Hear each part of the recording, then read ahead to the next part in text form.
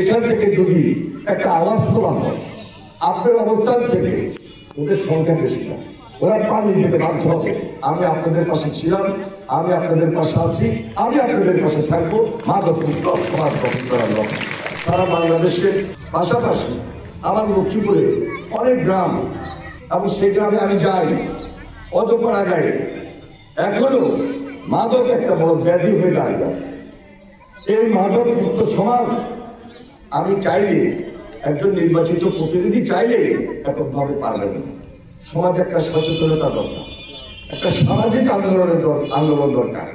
আপনি যদি আওয়াজ তোলেন, এই national school and college, Lakshmipur national ideal school and college, এখান থেকে যদি একটা আওয়াজ তোলা হয়, আপনার অবস্থান থেকে ওদের সংখ্যা বেশি না, ওরা পালিয়ে যেতে বাধ্য হবে।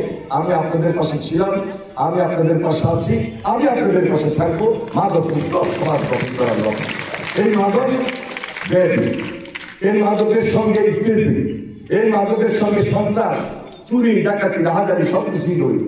সুতরাং শুধু একটাকেই যদি আমি চ্যালেঞ্জ হিসাবে গ্রহণ করি, আমার মনে হয় মিনিমাম লক্ষ্মীপুরে আমাদের অভিভাবকদের, স্টুডেন্টদের, শিক্ষকদের, মুরব্বীদের যেটা চাওয়া সেটা আমরা সক্ষম হবে।